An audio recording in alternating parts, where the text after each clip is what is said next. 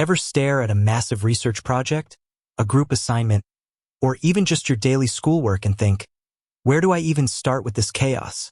If you've ever felt that swirl of overwhelming tasks, scattered notes, and looming deadlines, trust me, you're not alone.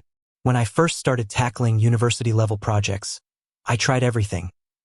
Endless to-do lists on paper, messy spreadsheets, and even relying on sticky notes plastered all over my monitor.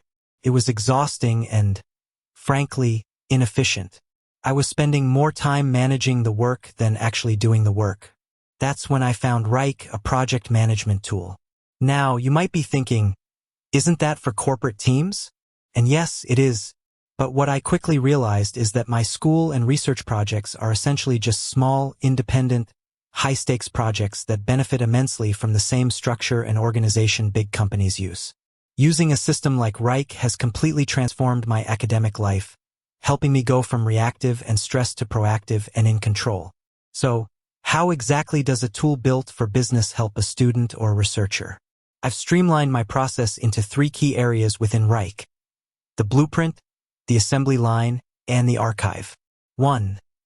The blueprint, structuring the project. Every major assignment, thesis, or research paper starts with a dedicated project in Wrike. This project becomes my central hub. Milestones and folders. The first thing I do is break the entire project down into manageable phases. For a research paper, that might look like Phase 1. Literature review. Phase 2. Methodology. Phase 3. Data collection. Phase 4. Drafting, and Phase 5. Editing/submission. Each phase is set up as a folder within the project. The final submission date becomes the ultimate milestone. Kanban board view. I use the board view to visualize the workflow. This is where I can clearly see all my individual tasks moving through columns like to do, in progress, and complete. This visual clarity is fantastic for avoiding bottlenecks. 2. The assembly line, task management, and execution. This is where the actual work happens. Each folder contains individual tasks. Detailed tasks.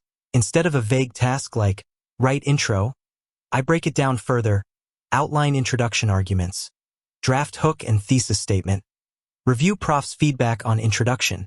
Each task gets a specific, achievable due date and an estimated time of completion. File attachment. This is a game changer. I attach all relevant files, PDFs, source materials, or initial drafts directly to the specific task they relate to. No more digging through my computer folders. When I open the task, Summarize Smith et al., 2020, the PDF is right there in the description. Time tracking. For big projects, I use Wrike's built-in time tracking feature.